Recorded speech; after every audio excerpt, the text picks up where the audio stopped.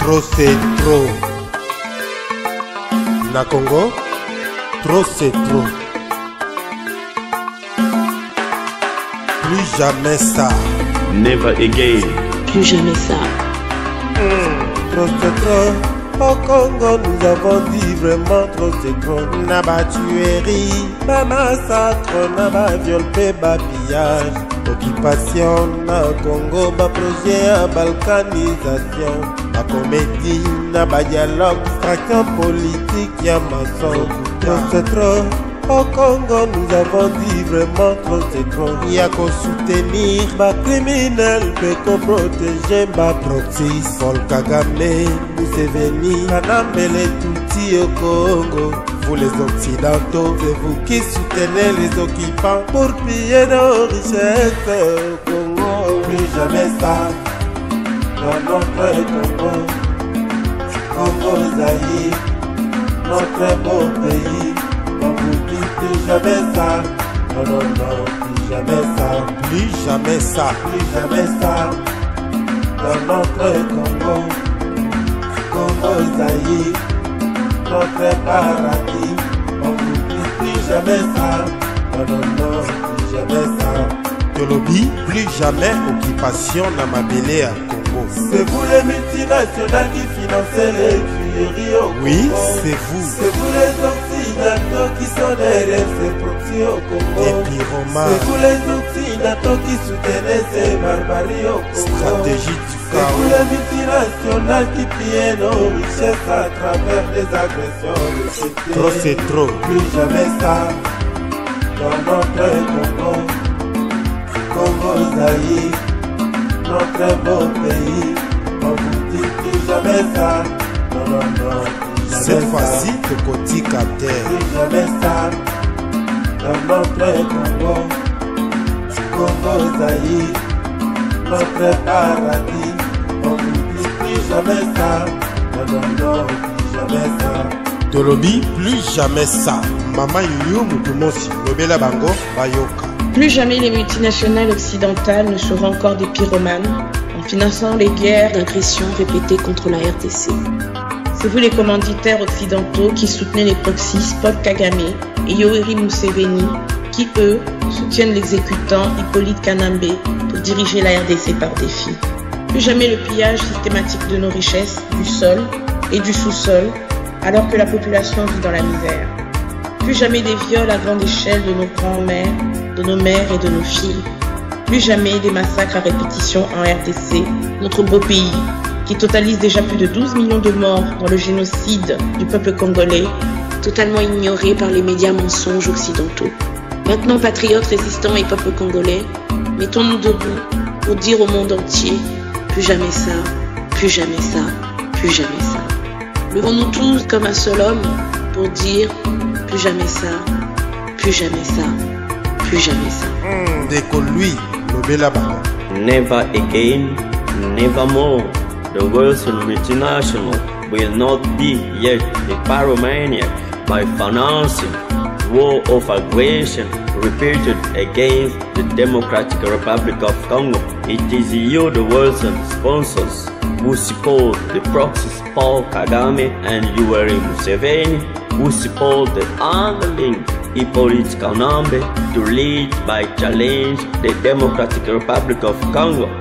Nevermore the systematic of looting of our wealth, of our soul and the natural resource while the people live in poverty. Nevermore rape in large scales of our grandmothers, our mothers and our daughters. Nevermore a repeating massacre in the Republic Democratic of Congo, our beautiful country, which totaled more than 12 million in the genocide of the Congolese people, totally ignored by the media lies in the Western world. Now patriot resistance and the Congolese people, let us stand to tell the world never again. Let us rise up all together as one to say never again, never again, never again. Plus jamais ça. Bana ya Congo totele mabanzo lokola moto moko. Et toloba plus jamais ça na Congo. Plus jamais ça. Plus jamais ça. Plus jamais ça. Non, non, non, plus jamais ça au Congo. Plus jamais ça. Ba viol ya ba maman fait ba bébé na Congo. Plus jamais ça. Génocide, y a plus de 12 millions de morts. Plus jamais ça. RDC va combien bengango capital avion. Plus jamais ça. Tolobi plus jamais na occupation na Congo. Plus jamais ça. C'est vous les occidentaux qui soutenez ces proxys. Plus jamais ça. Plus jamais ça dans notre Congo. Plus jamais ça. Non, non, non, plus jamais ça dans notre paradis. Plus jamais ça. Plus jamais ça, on vous dit plus jamais. Plus jamais ça. Totele melongo bana Congo basodolo Plus bae. jamais ça. Plus jamais ça, on vous dit plus jamais. Plus jamais ça.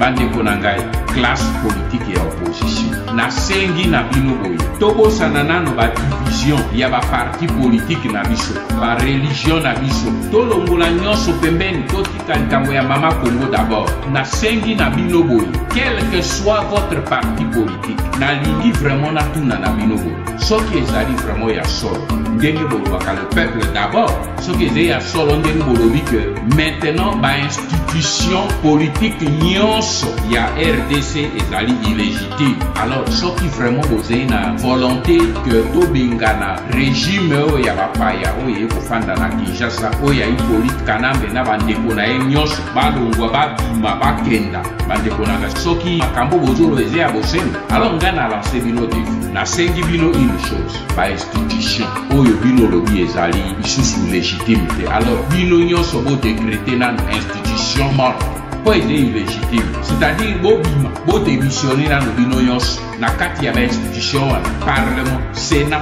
gouvernement ba entreprise soki bino nyonso bobi boze de l'opposition bito démissionner ba institution wana ezali illégitime po bino lobi eze illégitime o eloko ni bosala kati sika so bino nyonso bobimi mais ba institution wana ekokweya régime ya bango ekoza bloqué et sika véritable crise ekosalema pour que peuple atelema likolo armée telema police atelema tala esika tokokoma na vrai problème wana parce que occasion monene wana epesameli biso que to bloquer toutes les institutions soki bolekisi occasion wana boyebisanga occasion nini bokozala nango lisusu obima boya tomiti esika moko ekosala sanza moko te nyonso ekokweya soki ekweyi en ce moment biso bana mboka biso moko tobandi nanu kosala recensement liboso alors soki en ce moment tosali recensement ekopermettre biso to entamer réellement le processus électoral oyo ekozala démocratique pe ekopermettre biso to mettre en place le développement intégral ya mboka na biso nzambe apangola bino ingeta. Nous résistants congolais, nous sommes tous derrière le discours patriotique de M. Honoré Gbanda afin de libérer notre seul et unique pays. Cette fois-ci, nous vous disons, plus jamais la RDC ne sera occupée. Il Opoka Motonayambo, il y a Radio TV Bende, le Tam Tam d'Afrique, Grégoire Watupa, Congo Horizon, Radio TV Bosemo, Totombola Mingongo, Toloba plus jamais ça, Libita Libongo, les Aïrois Mbemba, José Yango Wechiko, ya Joffin, Fabrice Wumba, la Belgique, vrai patriote. Plus jamais ça dans notre Congo, Congo Zaïre, notre paradis. On vous dit plus jamais ça et plus jamais ça.